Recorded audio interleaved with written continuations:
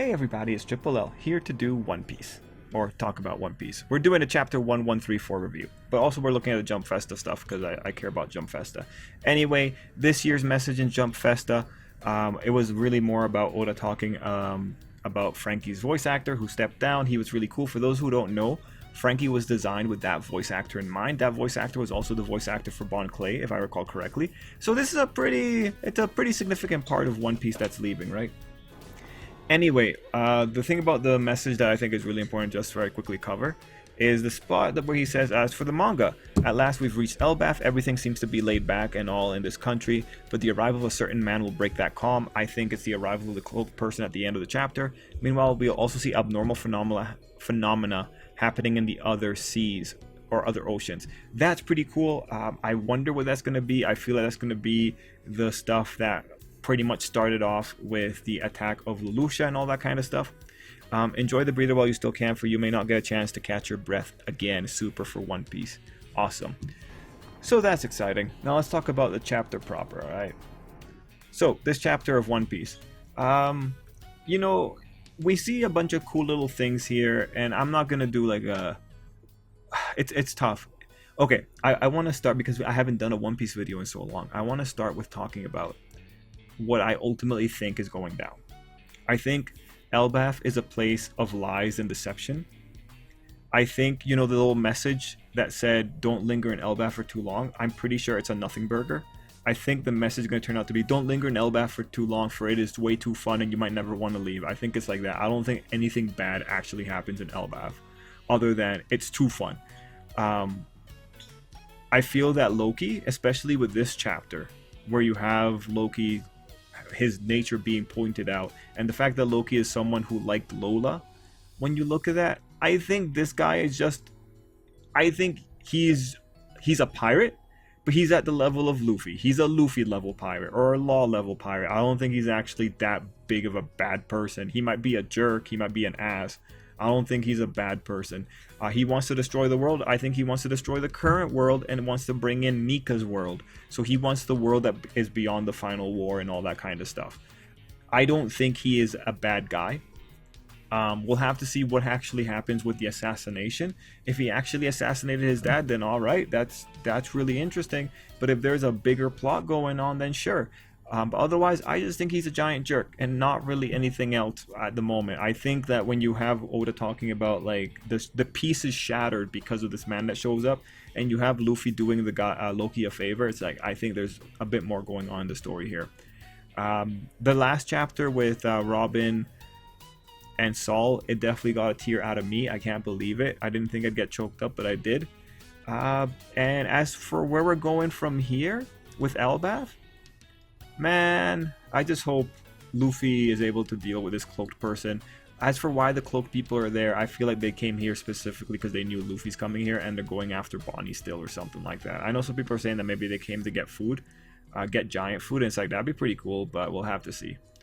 Anyway, let's go through. I'll very quickly see if there's any other points in the chapter I think are worth talking about.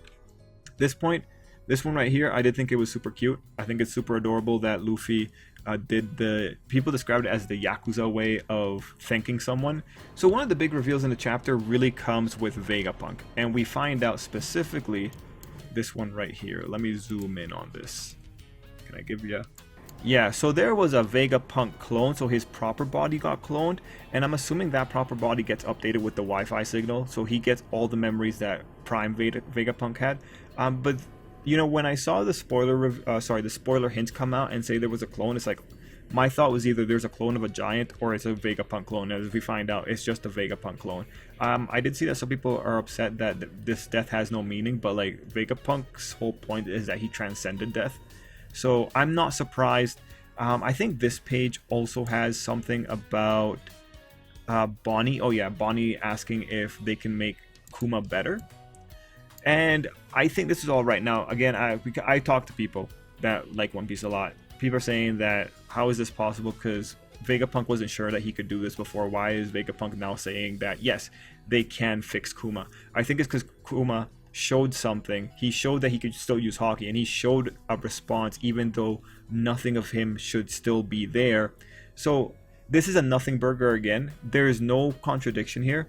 What simply happened is that Vegapunk witnessed something new, got new data, and can now make new theories. And based on the fact that Kuma still has some degree of Kuma inside of him, he thinks he can fix it. Or Lilith thinks he can fix it. Like, point is, that's easy to understand, not really that big of a deal. I personally think that Kuma is going to be the next Straw Hat. Because of some old stuff in One Piece having to do with the devil fruits and the numbers. I think that's still going to be true. Is Kuma going to become the Straw Hat here? I think that'd be awesome if he did. But then that means that Kuma has to be put into conflict when it comes to the situation with the God Knights that show up at the end. So later on we meet Ripley. The guys don't notice that they're stepping on a giant. It really makes you wonder how things look like from their perspective. Because these guys are like they're still tall. It really makes you wonder how they didn't notice this, especially when two of them have observation. Well, all three of them have observation hockey. How they were surprised that they were stepping on a giant woman, but you know, comedy has no rules. In this section, the most interesting thing that we find out is that there have been peaceful reforms from King Harold that, like, at first glance, it makes you feel like, oh, maybe this is why Loki got rid of him, because he just didn't like that way of life. But honestly, Loki's a guy that was extending a flower to Lola. I'm not sure. I'm not sure about that. But it's an interesting little thing to say that the Giants were moving towards an era of peace. And then it kind of says why Harjuden wanted to go out and be a pirate. Although when you look at it, no one's really telling Harjuden to not do anything. Everyone seems pretty happy with everything going on. So it's not like we're it's not like we're in a super violent revolution here. I do think they mentioned that there's disagreements between the old beards, but yeah. Now, one of the big things that's happening is that people are talking about Luffy's white form more often. Luffy's calling it his free form, so I think at this point, everyone has a sense that Luffy has this form, especially among the Straw Hat crew. But it's nice that we're seeing it here, and it's cool that Ripley was talking about how it made her heart race seeing this warrior that's in Elbaf's myths. It is really interesting that they don't call it like a god that's in Elbaf's myths, and specifically like the warrior of liberation kind of thing instead. Pretty neat there. Now, overall, I'm excited to see more of Ripley, just to see if she's going to be useful during the arc. Hopefully we don't have to deal with anything annoying, and we can just have a relatively straightforward situation. Now, one of the other parts is the owl library situation where you have the books growing to giant size. People thought that was really magic. In the world of One Piece where devil fruits are a thing and there's this giant owl there, I'm going to believe that the gigantification of books might be a side effect of some awakening of a devil fruit that was left here or something like that. I'm not going to just say it's pure Elbaf magic. It might be Elbaf science, but I'm just going to say, again, it's the One Piece world. Lots of weird things happen. Like Talk Kingdom runs entirely on the powers that devil fruits are able to produce in the territory to make things wacky and weird. Now, in one of the next phases, we're introduced back to Loki, and this is where you find out like things about Loki's character. We have Mosa was what was said in the fan translations. In the Viz translations, they seem to use Shaggy. So I'm not really sure what to make of this, because the Denden Mushi that we see here, shoot, I can't show it because it's too far away. Let me see if I can get it. Okay, well, I don't have the best shot of the Denden Mushi, but it's bearded, right? So initially I wondered, like, okay, the beardedness of the Denden Mushi, is that because it's cold resistant? Or is it because it's copying the features of the person on the other line?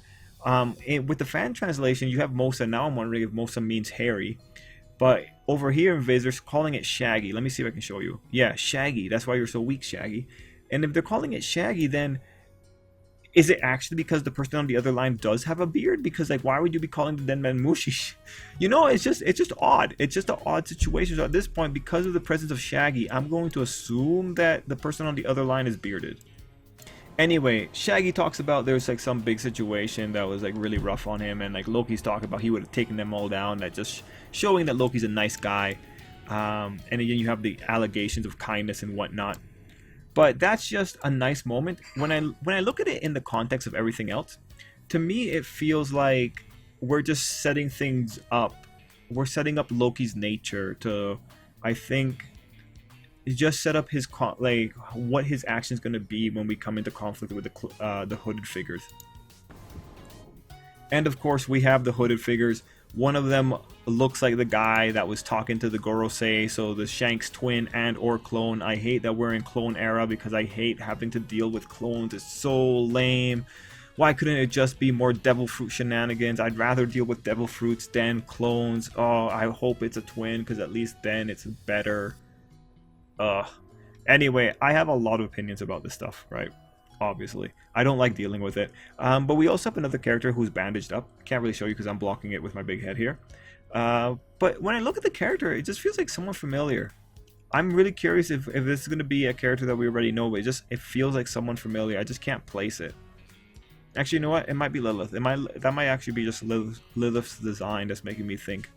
Anyway, the Shanks that appears is also very beautiful. Very beautiful drawing of him. I do want to draw your attention to the place that they arrived. They came in the castle. I think it's funny that no one noticed the giant doom in the sound effect here. No one heard that. Hopefully Luffy's observation hockey kicks in and they are able to notice this. If we go into the next chapter and people are being like super competent, I would be so happy. Anyway, we look in here and look how destroyed this place is. You have this part here, you have a seat, and it looks like it's crumbled away. It's so nasty. And so what I'm wondering here, is this an old room? Did someone put a sigil here so that they could teleport into the area? Or is this the room that Loki's dad used to... Is this the Loki dad throne room?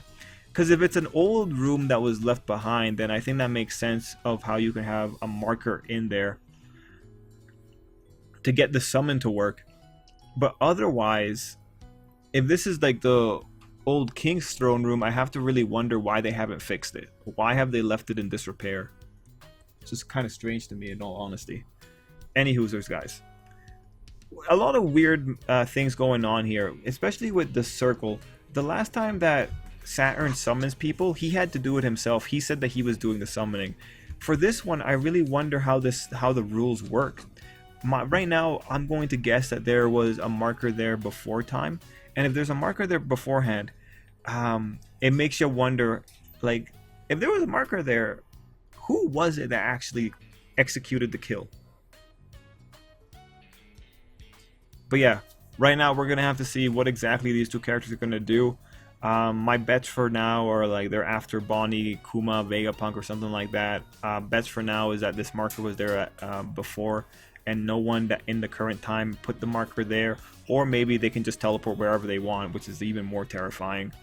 There's no numbers on here, so it might be a little bit of a different type of system. We'll have to see. But yeah, guys, let me know what you thought down below for One Piece, and till next time, I hope you have an absolutely great day.